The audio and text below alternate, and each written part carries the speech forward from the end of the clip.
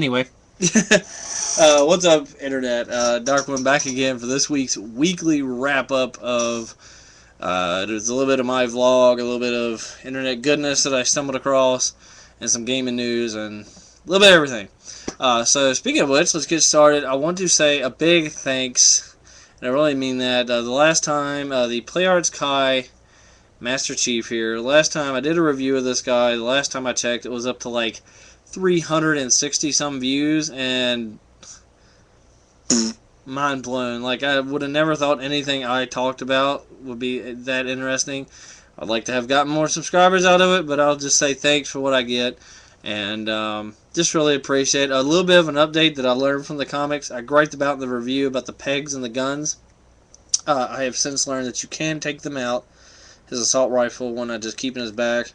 Of course, the one's in the pistol holding it to its leg, but you can remove the pegs off the guns to make it look a little more sleek. So anyway, just really big thanks for that.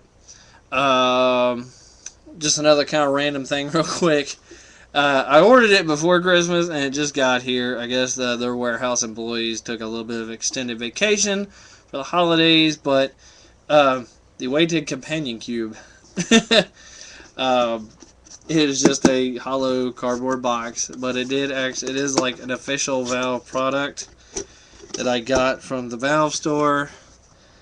This little cardboard box, and put stuff in it. Oops. Would have been great for a couple gifts, but didn't make it here in time. So now I just have them sitting around looking cool like companion cubes. This little bugger, they run like $4 from the Valve store. So if you're thinking about getting some stuff from the Valve store, throw a couple of these on there, because they do look cool if you like Portal. It's neat, and you'll never be alone if you have your companion cube. But anyway, just another kind of random little thing. So anyway, this week in the internet, here on YouTube, I got to give a big shout out because they gave one to me. My good buddy, he has started a new channel called Gamer Chive. I'll probably put a link in the underbar since I'm not that good with annotations and I wouldn't know where to point to on the screen and stuff. So anyway, it's called Gamer Jive. He just started. Kind of like the stuff I do here, and a couple of my rants, he'll just talk about stuff. Actually, really good. Cracked me up at the end. He had a couple bloopers tagged on the end, and one of them is a cell phone going off. And sorry, dude. If I knew you were recording, I wouldn't have texted you. But other than that, let's see. A little bit of sad news to start off with this week. Or January 1st, the first day of the new year, actor Bob Anderson died, or passed away at the age of 89. If you don't know who he was, he's just a famous swordsman who did a lot of work and a lot of fight choreographs in film. They noted when he passed, one of his big things was he was actually the person in the Darth Vader suit during the lightsaber fights in Empire Strikes Back and Return of the Jedi. And for the longest time, ultimately there were like 7 different people inside that suit, and none of them ever really got credit, but like one of them. And I believe it was like early 90s in an interview, Mark Hamill was like, you know what, this guy deserves some credit, and mention his name, and that's how everybody learned of him. And he's done work on other stuff, so anyway, sad to lose him, but I couldn't really find a reason of death. I mean, he was 89, so I presume maybe it was just old age, or maybe he caught like a flu or something. I've got my cheat sheet once again. This time I won't tap it on the laptop, so you won't hear that. I apologize for that in last week's wrap-up. Okay, back to YouTube. Mention my buddy's channel, check that out. Over on Epic Mealtime, generally they make stuff that's just outrageous for them. And it does, I mean, if you're a horrendous carnivore like I am, it looks good. But this week they did the Pizza, which is a doughless pizza, and it was awesome. I'm actually like planning to make one of those. I'm not even kidding. The only thing that wasn't meat in the whole thing was the cheese. And yeah, it was pretty awesome looking. Over on Boogie2988's channel, he is doing a Star Wars The Old Republic giveaway contest. So if you wanted that game for PC, or if you already have it, he's offering like a certain free amount of time to play it if you already own it. Go check him out. You should already check him out. He's awesome. As far as I'm concerned, he's the king of YouTube. He's the biggest inspiration for me doing all this stuff. Sean Long on his channel, he did a review of the Hot Toys Captain America figure. Good stuff. He always does pretty good reviews. He definitely does more of the high-end stuff compared to me. That's because he's good enough on YouTube to get paid, and I think he has another job. And more power to him. And when I get a job again, if you don't know about Hot Toys brand collectibles, they're just super, super nice. Pretty much replicas of what they're supposed to be. Like, they did a whole Iron Man series, and even the guys from the Iron Man film and Marvel were like, yeah, the only way to get a more accurate representation of the suit would be to either build it yourself or go to the movie set. So they're just really cool. They are kind of pricey. You know, you're looking at least $200 for some. Some of them come with bigger bases, more accessories, and they cost more. But they are definitely, like, if you're a collector, definitely worth it. And speaking of Hot Toys, over on AlterEgoComics.com, you can pre-order the Hot Toys Red Skull figure.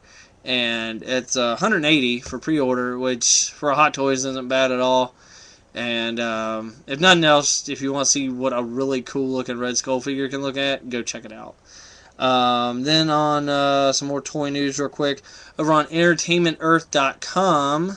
And by the way, I'm not just mentioning I'm just mentioning these as like a place for you to go to find them. These places do not pay me in any way, shape, or form. Wish they did, but they don't. It's just where I happen to go to look and shop. So you can. They have details. Apparently, we are getting around February is what they're slated for pre-order delivery. Some more Thundercats. They have a case of figures, regular 4-inch figures. I believe they quoted it at about 6 figures. They didn't have names for what actually came in it. That was but then they had a couple named. We're apparently getting a 12-inch armored up Lion-O version, or armored up version of Lion-O, excuse me. And if you saw that episode where he gained that armor, that could be really cool. And also they had a larger scale 6-inch Chitara.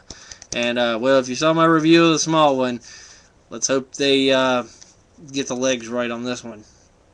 Let's see, some other random website news over on dorkly.com and the Chive and College Humor. All of them finally kind of got going for the internet, so I generally like to go to those. They usually have good stuff. Over on Dorkly, a couple ones that really stuck out to me, where they have one called Ash Gets a Digimon, which if you grew up during the time when Digimon was out, it's pretty funny. They also had one, finally someone said it, actually Rooster Teeth made a video against it too, but that stupid Skyrim meme about the arrow to the knee, they made a really funny cartoon about that, about how this guy busts in and kicks the crap out of a kid for typing it. And they also have one that had Zelda's boyfriend in it, that he showed up after Link rescued him, and that was pretty amusing too. Let's see, what else we got?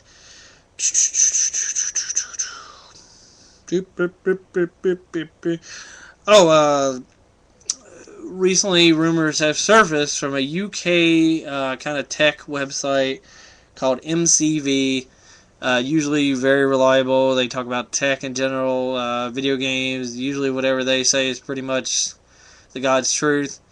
They released a statement saying that they have it from a reliable source that this year at E3 we will see the new, or something concerning the new 360 and new PS4 or Sony consoles. They are very creditable. Like I said, they are usually, they don't just make up rumors. I don't necessarily doubt it. I just don't think it personally makes sense. Sony is pretty much caught up on tech. If they could just keep people from getting their credit card info stolen, that'd be a big step. Yeah, I went there. That's why I don't own one anymore. 360, I will admit, could use a bit of a tech uphaul. But most of it just deals with like the Blu-ray reader and data reading devices. And, well, Sony copyrights Blu-ray. Not much they can do other than kind of like develop their own. Because I say that because most of the time you'll see stuff like this game will be one disc on PS3 and this one will be two on 360. Simple things, but you know who likes changing discs? I don't. I'm lazy.